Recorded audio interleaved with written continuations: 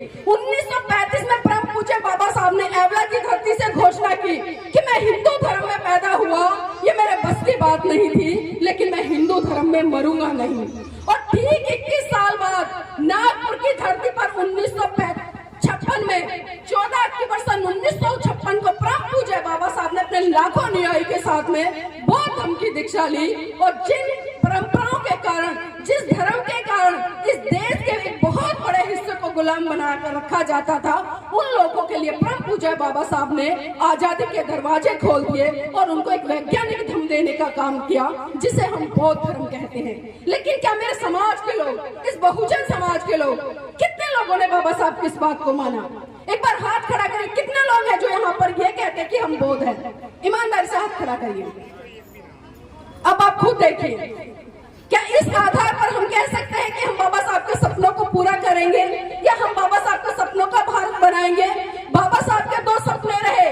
पहला सपना था कि पूरा भारत बौद्ध में हो, दूसरा सपना था कि बहुजन समाज का तबका इस देश की सत्ता पर राज करे। लेकिन विडंबना है और दुख होता है, आज भले हम 85-90% है संख्या के आधार पर इस देश में, ना तो आप इस भारत देश को बौद्ध में कर पाए और ना ही इस देश की सत्ता पर काबिज होकर पाए। तो बताइए, क्या हम जागरूक हैं? क्या हम पढ़े लिखे हैं? हम कैसे अनुयायी हैं? एक महान पुरुष ने इतना बड़ा काम कर दिया, उसके बाद में दूसरा महान पुरुष साहब मान्यवर काशीराम जी के रूप में आया। उन्होंने एक बहुत बड़ा कारवार हमें दे दिया, लेकिन ना तो हम लोगों ने उनके कारवार को समझा और ना ही उनकी बातों को समझा। और संविधान में जिस तरह से तमाम हक अधिकार दिए गए, सिर्फ उनका उपभोग तो हमने किया, लेकिन अपनी सामाजिक जिम्मेदारी हमने बिल्कुल भी नहीं समझी। आज मुट्ठी भर लोग समाज में काम कर रहे हैं, लेकिन लगातार जिस तरह से सवाल होता है पढ़े लिखे सरकारी अधिकारियों पर, जो आरक्षण की वजह से अच्छी नौकरियां तो ले लेते हैं, अपना घर बना लेते हैं, इसी गाड़ियों में चल लेते हैं, लेकिन जब समाज के प्रति बच्चे की एक भी जिम्मेदारी उनको उठानी पड़ती है, तो उससे कहीं ना कहीं वो मुंह फेरते नजर आते हैं। तो क्या इससे हम कह सकते हैं कि हम सही रूप में बाबा साहब के अनुयायी हैं, या हम बाबा साहब को फॉलो कर रहे हैं? साथियों, मैं एक बात जरूर बताना चाहूंगी, और बात बताने का कारण कोई ये नहीं है कि मैं इसको किसी दिशा में मोड़ना चाह रही हूँ। अभी पिछले दिनों उत्तर प्रदेश गोरखपुर में एक बहुत बड़ा आंदोलन हुआ। समाज के तमाम लोगों ने अपने हक अधिकारों के लिए आवाज उठाई। मैं भी वहां पर गई और आपको जानकर आश्चर्य होगा, सिर्फ हमने सरकार से सवाल किए, इससे ज्यादा कुछ नहीं किए। एक पत्रकार होने के नाते मुझे वहां पर अरेस्ट किया गया और झूठा मुकदमा लगाकर 22 दिन लगातार सलाखों के पीछे गोरखपुर जेल में डालने का काम किया। और खाली मैं ही नहीं, मेरे जीवन साथी भी मेरे साथ में थे, और इनके अलावा हम 7 लोग और थे। 9 लोगों को लगातार 22 दिन गोरखपुर की जेल के पीछे डाला गया। और समाज के तमाम लोगों को ये बातें पता थी, जो जानते थे।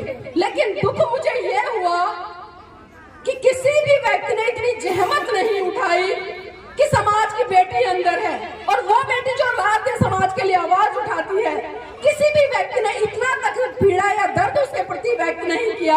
अरे समाज की बेटी अंदर है कि हम उनके हाल चाल ही ले ले, क्या है, किस मुकदमे में गई है, क्या है, क्या बातें हैं।